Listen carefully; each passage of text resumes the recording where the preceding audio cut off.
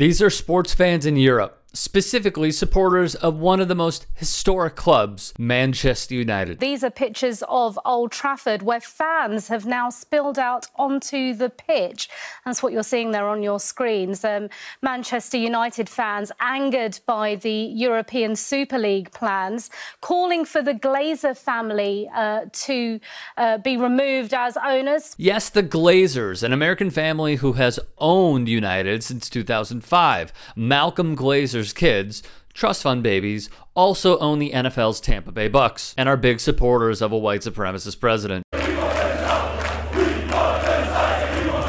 So fans of the Red Devils are making their voices heard, protesting their own club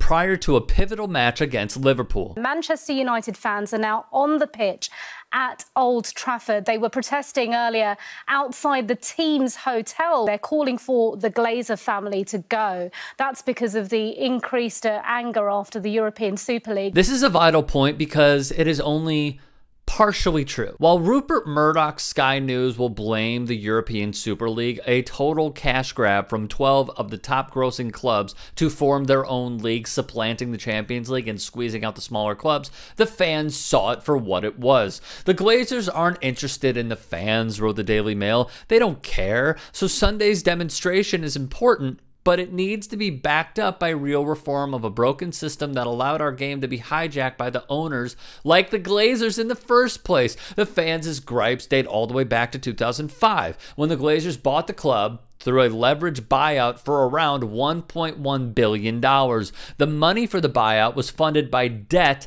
that they would pay off from the club's future profits. This was a leverage buyout. The Glazers would not put a cent into United, but would want fortunes out. The family was borrowing most of the money, £525 million worth, some at eye-watering interest from the bank JP Morgan Chase. Then they would make the club and its supporters pay the debt off and provide a luxury living. When John Champion of ESPN was about to go off on Manchester United, they're clubs with beating hearts, not franchises. You have Manchester United, one of the Super League clubs, in inverted commas, now disbanded for the time being, owned by the Glazer family, who are widely despised because they're seen as absentee owners. They bought the club by loading debt onto it. They don't show any signs of care for it. And yet this is the thing that dominates the lives of so many of its followers. That's why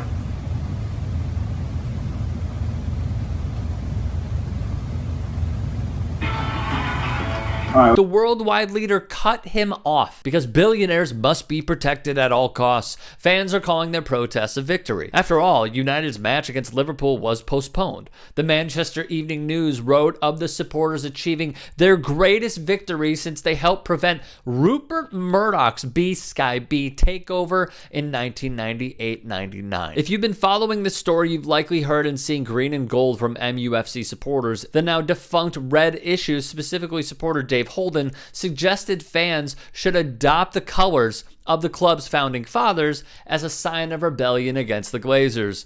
In short, these loyalists of the club they love, they adore, through thick and thin, are a representation of when billionaires lose. They also do not care about Old Trafford, where the club plays home matches. Fans and pundits alike have shared their views on the decay of the stadium and the Glazers' inept attitude towards maintaining a historic ground. United great Gary Neville ripped the Glazers on Sky News. Whether the Glazer family have been good or bad, what they did 2 weeks ago is not acceptable, and an apology is not good enough. And Joel Glazer saying that he wants to rebuild the trust with the football fans of this club, he never had the trust. He's never communicated to them. He's never spoken to them. He's never said a word. It is not just a demonstration designed to focus minds once more on the fact that the Glazers' takeover has cost the club more than £1.5 billion in interest, fees, refinancing, penalties, and other dead money in the last 16 years. The Glazers have milked United like a cash cow and watched on as the team have slid towards mediocrity on the pitch.